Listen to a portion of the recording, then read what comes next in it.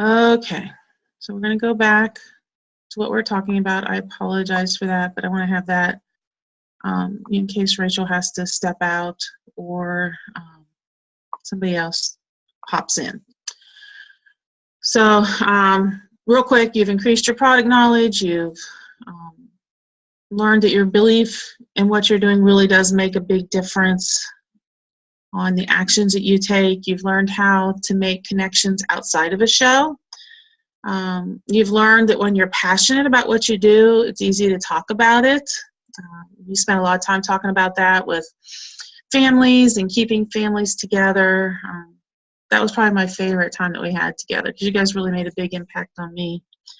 And lastly, you've learned that you really do need to host coach effectively in order to have a successful business, to get the sales that you want, the bookings, the attendance, and then we're going to be talking about tonight, getting the recruit leads. So, are there any questions about host coaching before we go any further? I know you guys are both muted. Just go ahead and unmute yourself if you have anything to comment. Tonight, we're going to talk about recruiting. And so I would like you guys to just unmute for a minute and just share with me what thoughts come to mind when you hear the word recruiting. I need to do it. Okay. A lot of work. Okay. I was expecting that. What do you see as a lot of work? Like, I don't know, a day like today, like anything else seems like a lot of work. Okay, so, with days like today, I know you've been with the kids all day. You're worn out. I know Lindsay and I can both relate to that. Do you feel like that just having somebody who was on your team would just be like the straw in the camel's back? I mean, like tonight, I was just like, right? Feel like I couldn't, like, if somebody needed my help with something, like, okay, I'll get to it at 9:30 tonight. Like, that'll be the first time I can help you. Okay, all right. We're going to talk about that because I don't think that's a unreasonable response for you to make to somebody. You know what, Lindsay, when you say it's something you feel like you need to do, is it something that when you first think of recruiting that you just got that, oh no, kind of sick feeling in your stomach? No, actually, at least for right now, while I'm kind of on this high, it's something actually that I want to do. I feel like I'm ready for it. Okay, good. All right, well, with recruiting, recruiting's really just having a conversation with somebody. You're letting somebody know what we have to offer, and then they get to decide if it's a good fit just by asking questions. Did either of you see that post I made on the team page about the chocolate chip cookies? I saw the one about ketchup. I didn't. About what? I saw the one about ketchup. Okay. All right. When you get some time, once the kids are in bed, go back and look at it. I thought it was a good story about just talking to people. Sometimes we think recruiting, we get all these preconceptions to it, and it's really just offering them an opportunity to hear. The story is kind of like, you have somebody in your home and you've been baking chocolate chip cookies all day, and you've used your best chocolate chips and all your finest ingredients, and you've even sampled one, so you got a little bit of chocolate on your lip, and so somebody comes over and you don't offer her a chocolate chip cookie. And she's wondering why, when this whole house smells like chocolate chip cookies and it's obvious they're really good, she's wondering what's wrong. Why didn't you offer her a chocolate chip cookie? And really, you were just thinking, well, if she wanted one, she just would have asked. And a lot of people think that way, that if they want information, they'll just ask. But it's really quite the opposite. They are waiting for you to offer. And so that's all recruiting is just having that conversation. I want you to think about a few questions. If you've got your notebook, let's just answer these questions. How is your life better because of Pampered Chef?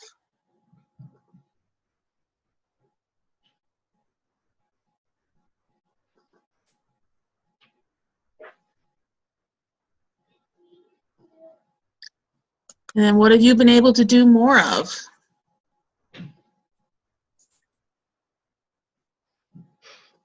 I'm more Pampered Chef. Yeah, well, and to some people, if they haven't had a lot of kitchen tools, that's a really big deal. I'll give you an example. I met with a young lady today who's wanting to sign up, and she was more excited about looking through the catalog and everything she was going to get for her kitchen, because she just graduated from school and doesn't have a whole lot. So that was a huge deal to her to get that for her kitchen. Now I want you to think about, how have you grown personally?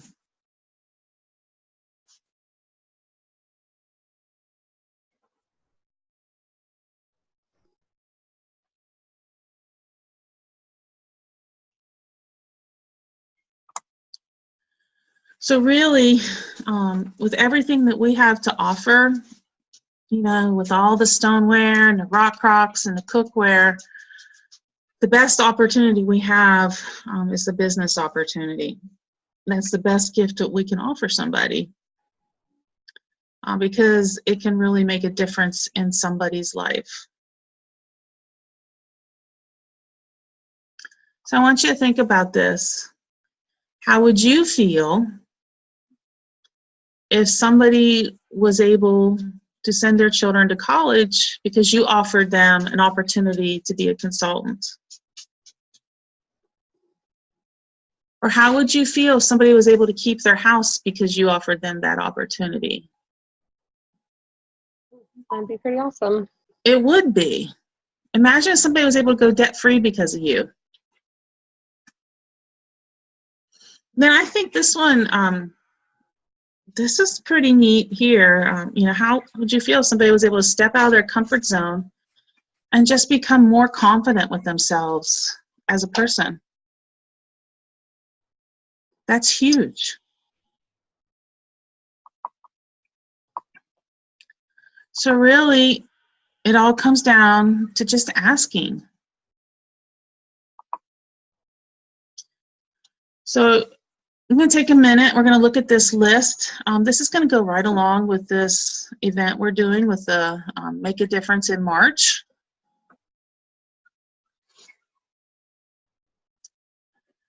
And so I'd like you to write down 1 or 2 people for each category. Someone who loves to cook.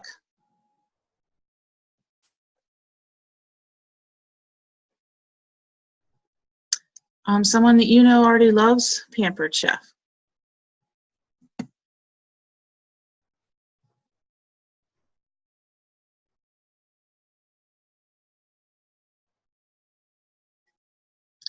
A teacher. Teacher would be somebody who could have the whole summer where they don't have any income.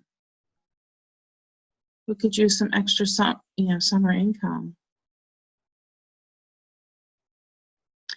A college student. Every college student I know is very poor. What about, do you agree? Me? Yeah. I did not have that experience. Okay. Sorry. Okay. I'm the exception to the rule.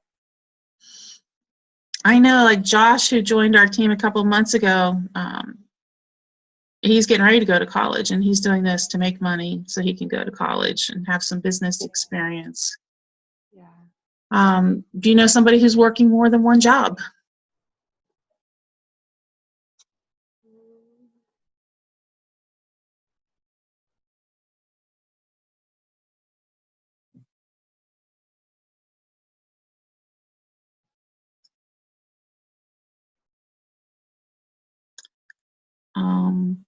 Someone who talks about being in a lot of debt.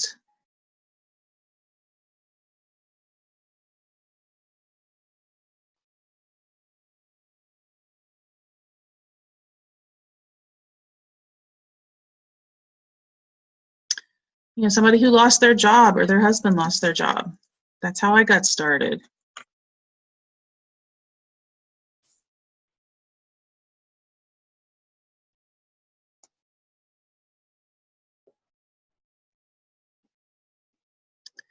And lastly, somebody who would like to stay home with their kids, who would rather be home working than be gone all day.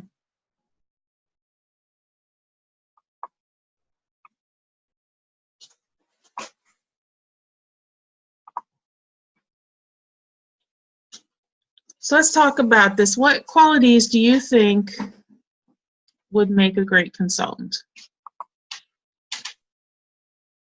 Outgoing and friendly, Okay. What else? confident.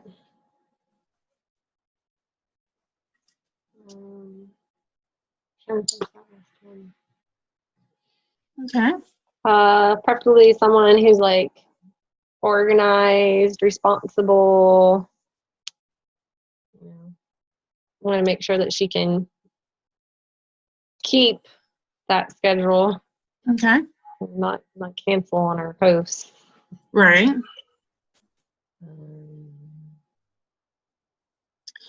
Here's a list that Tanya, one of our directors, came up with.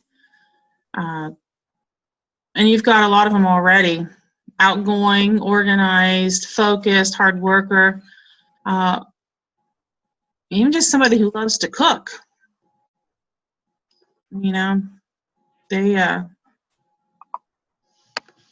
So I think if you start with that with somebody who loves to cook, the others can sometimes fall into place. I don't know a whole lot of naturally organized people. I know I'm not. But I think you can learn that skill to work with that. Yeah. So, I'm sorry? I said yes, true. Okay. So let's talk about how they could benefit from Pampered Chef, because it's really no different than us. It can give them an extra income, give them opportunity to get out and socialize. Did you enjoy that, just getting out with the ladies on Saturday? Yeah, even just today, I was just thinking about how many people I have met because of Pampered Chef. And I know in particular at my last party, a lot of the women were from the Vincent area where I live. And so I was even just thinking as I saw a car turn down a road, that was the same road that one of the girls lived on. And so just like she crossed my mind, and I just thought, now if I were to see her out and about, I would know her. Right, and, right. Whether we'd strike up a conversation or not, but, still be friendly to each other. Just, oh, hey, hi. Exactly. I know for me, when I started, we were still homeschooling. And so that was our life. I mean, going to co-op, doing school at home or any of the field trips or anything. And I just found myself craving some adult interaction, because even though you did co-op, you were expected to teach. So it wasn't like you had that time to spend with the adults, Right, yeah. And so that became more important than I realized initially. Like initially it was all about the money, but then I realized I like this. I like being around grown-ups and not talking about, One Direction and Walking Dead and stuff like that. So that was a really big perk for me. They can get an opportunity to get the products they want. Again, this girl today, it's funny, she is as sweet as can be. She's the pastry chef for the Parkersburg Country Club. But she wants all these products. She is just going crazy. She had taken, I don't know if you knew, there used to be a cooking school down in Parkersburg. And so she was in that, but then they closed it, so she never got to finish. Oh. And so for her to have this opportunity, she is just over the moon excited about it. And then, for some people, and I think this is kind of where you fall, you're definitely a teacher, and, allows you to just share your teaching skills, with how things work and how it can make it easier for them. Then just give them an opportunity to do things that they couldn't do before, whether it's stay at home or go on a vacation or buy a house. So there's lots of ways that they can benefit. So this next screen's all kind of jumbled, so I'm just going to skip it, okay? Because basically all you want to do, all she's trying to say is you want to just talk to people when you are getting to know them. So, or even if it's somebody you already know, like the person that you wrote down, somebody you know who loves to cook. So you might just message them, call, whatever you normally do, and it would be, you know, hey Susie, I was thinking about you. I know how much fun you have in the kitchen and you just love to cook, and I've really been having a lot of fun with my Pampered Chef business as well. And I was just wondering if you'd like to hear a little bit more about what Pampered Chef could do for you. And then you don't have to make it a big deal. You can, you know, you reach out to them, you let them know they're thinking about them. People are very flattered about that. Even if they're not interested at all, they appreciate that you thought of them. Mm-hmm. And then tell them why. You know, make it sincere. You know, I'm not going to tell somebody who hates to cook that you're such a good cook. You know, but if I know somebody who loves to cook, or if I know somebody who's working a couple jobs, and I could offer them an opportunity to cut it down to one job and do this, where they only have to go out, you know, once or twice a week, even offer them that virtual opportunity, they're going to appreciate that you thought about them, and that, you know, and you can share what you're doing. I mean, you're a good example. You know, you've taken what you've learned and you've applied it, and, you know, you're experiencing success with it. And so you can share your own personal story with it as well. You can also use this with strangers. I will tell you, I don't do this a whole lot. It's not because I think it's wrong or anything. We don't eat out a whole lot. And when we have it, you know, sometimes there's been a few times where I've had a really exceptional server, and I'll just compliment them on it. And I'll say, you know, you were really good tonight. You know, you took care of our needs, everything we needed. And I'm looking for people like you to join my team. And then I'll just tell them about ask them if they've heard of Pampered Chef. And most people have. And so I'll just tell them, you know, I usually have a mini catalog in my person. I'll give it to them and say, you know, I'd like to talk to you more about this. And I get there, I'll have a little post-it note on it. I'll have them just put their contact information on there. It's just a good, you know, when you see somebody who's good at what they do, and you can just see them naturally doing this, you know, that's a good way to reach out to people as well. I wouldn't offer it to every single server that I've had because I haven't always had good servers. But, you know, it's just a compliment and then an invitation. So this is what we talked about the other night. And this is very true. You know, I've got hosts, are you just your best lead? I will say that I used to offer people the show before I went and did the show, but I don't do that anymore because I like to get paid myself. And so if I've scheduled the show, I want to get paid for it. So I really talk to them about kit credit because they're going to get their kit at a lesser price, but I still get compensated for the work that I did that night. So I really feel like it's a win-win. And that can be part of your host coaching. I mean, even after the show's over, you know, with your host from Saturday, you know, when you guys are talking, you just say, you know, I just want to make sure that you saw that you can take $25 or $50 of that free product you earned and you can apply it towards the cost of the kit. That would be a great way to give this business a try. Yeah, some will and some won't, but the more you practice it, the more comfortable you're going to be offering that to your host. What do you think about the one from Saturday?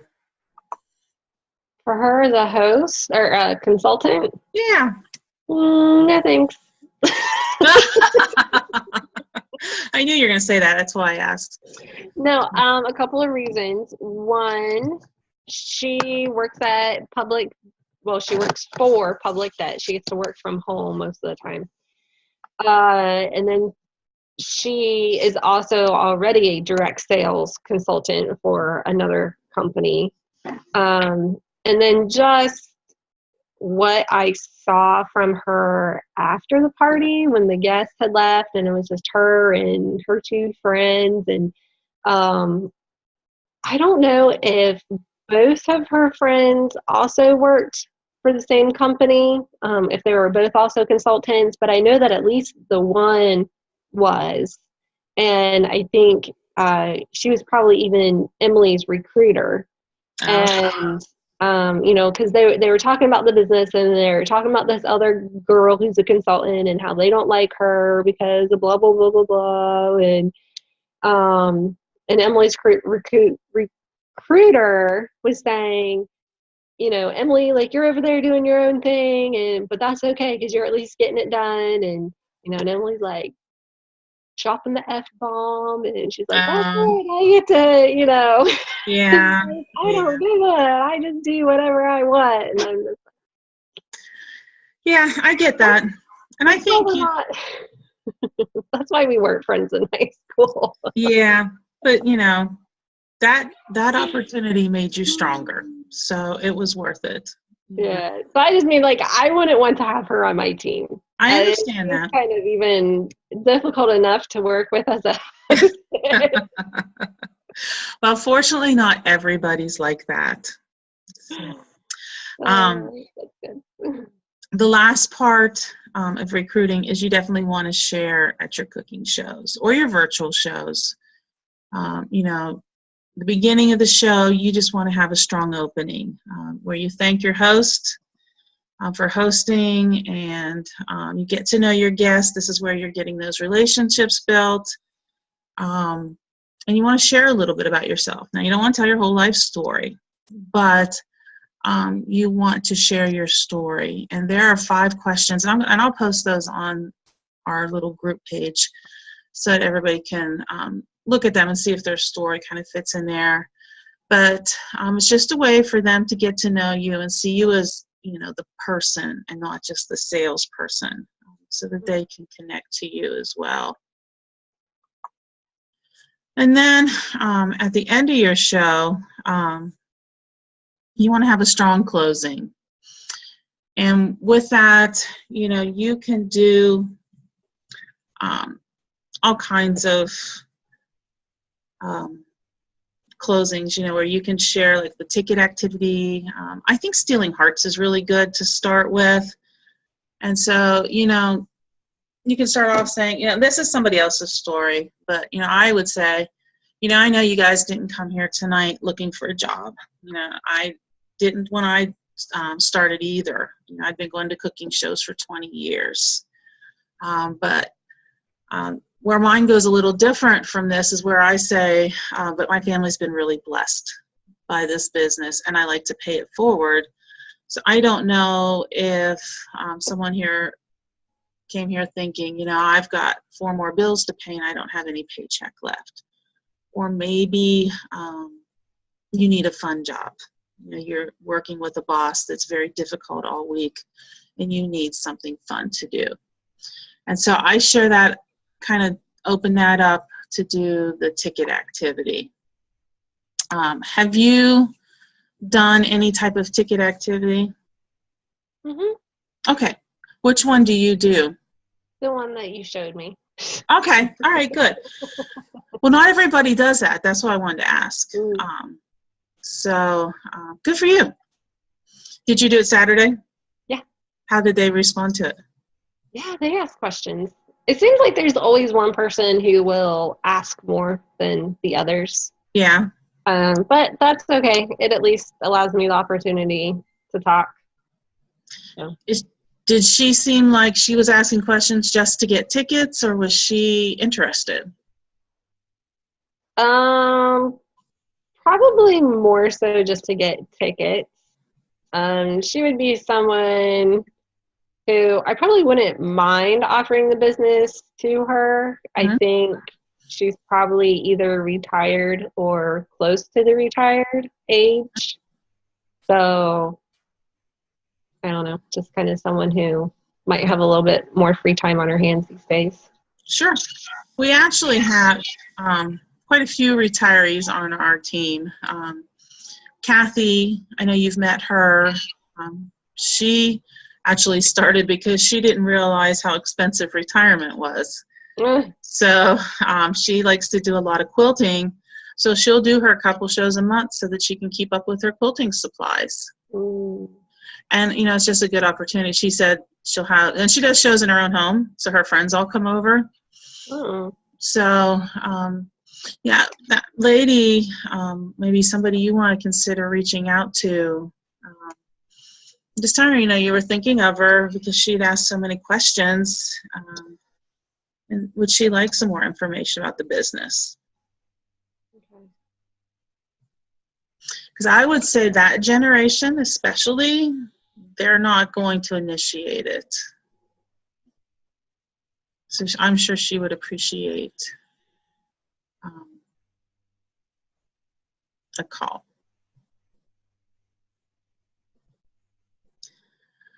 So just like you did with the product pros, learning about the different features and benefits of the power tools that you're sharing, the same thing's going to apply to selling, booking more shows, host coaching to get the sales up, and recruiting. So this is just something, you know, we'll always be tweaking our skills. It's not that information goes bad, but I know I can speak for myself. Sometimes you just get in that comfort zone. Yeah. And you want to just keep refreshing and learning new things and learning from different people. That's why I like these calls so much, because you can hear different people's ideas. I listened to a host coaching training the other day, and I was like, oh, that's a really good idea. So I started working on tweaking some of my stuff as well. So it's always good to keep those, keep working on that skill pillar. So homework for this week, we're going to change it a little bit from what you can see here.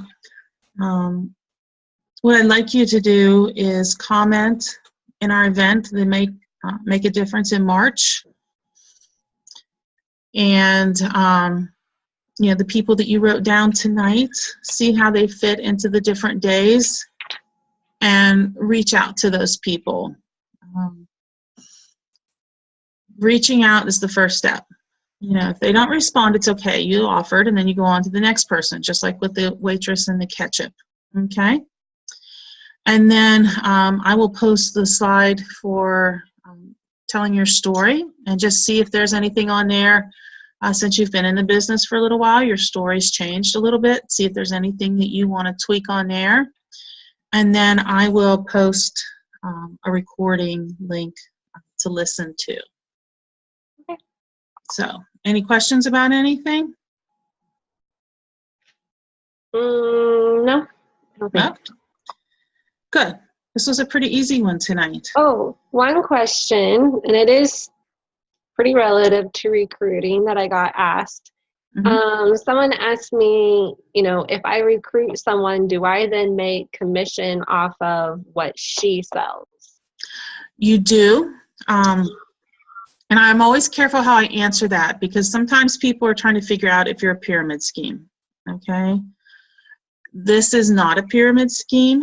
The way the pyramid works is there's only one person at the top, and they're the only ones who can make all the money. And pyramid schemes, pretty much, you make your money by recruiting. With Pampered Chef, yes, you do make an override on them. And usually what I say is I get a fee for helping train them. Okay? Because it's just like if we were at, you know, Penny's.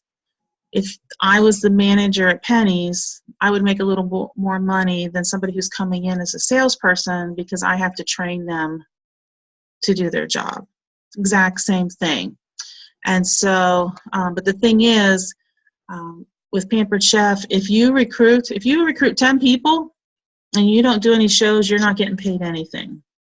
Mm. And so with a pyramid scheme, all they have to do is keep recruiting and not do the work. You make the bulk from your shows. And so you know, that's a good opportunity for you to share, you know, I make this amount of money from doing, you know, how many ever shows you do.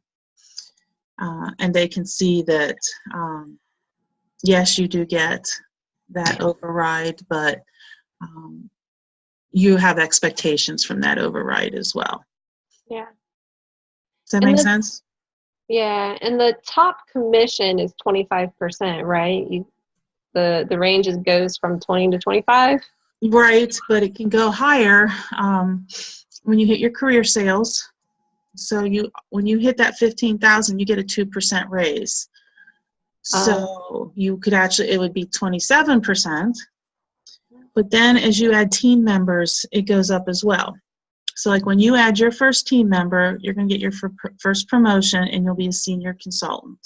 Which means then I would get 21%. Right. On yourself, and then you get 1% on them. Oh, okay. So then when you have 2 consultants, you're a team leader. So then you would get that 2% override on yourself, which would take you up to 22 or whatever your sales are. I mean, if you're above 1250, it would be even higher. So it just, as your scale goes up, as you add people to your team, you can add that percentage on there. Right. Yeah. Yeah. With the increase in commission, I thought that maybe that was how Pampered Chef, you know, kind of did it, instead of, oh, I make commission off of what they sell.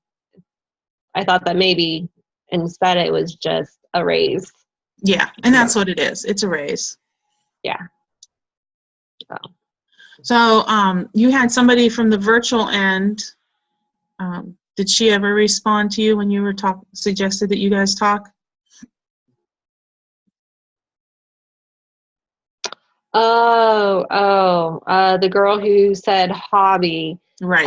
Yeah, and I suggested that we talk, and she responded and said that she has way too much stuff on her plate to do right now, and she just thought that it would be something fun to do as a hobby, like when she retired or, Okay. you know, down the road. All right. Well, but you asked. Okay, and that's all, you know, and that's what happens. I mean, not everybody I ask joins. So you know, just keep asking people. Yeah. All right. Yeah, I was excited there, and then it's okay. It's okay. The right one will come along. And honestly, I would reach out to the older lady. Okay. Just let her know you can't stop thinking. Not, I wouldn't say we can't stop thinking about her, but you know, that she's been on your mind. So you don't want to sound creepy or anything. But. I was going to say, fine line. Yes, exactly. You know, just let her know you've been thinking about her, and that, you know, this would be something fun. And I would make sure she had an opportunity to hear about the rebate, because people are more willing when they realize that it's not going to cost them an arm and a leg, you know, and they can start at a lower price, then they're a little more willing to listen. Mm-hmm. All right, well, I'm going to let you go. I'm going to go crash a little bit, and I'll talk to you later. All right. Thanks, Lori. All right, thank you. Bye. Bye-bye.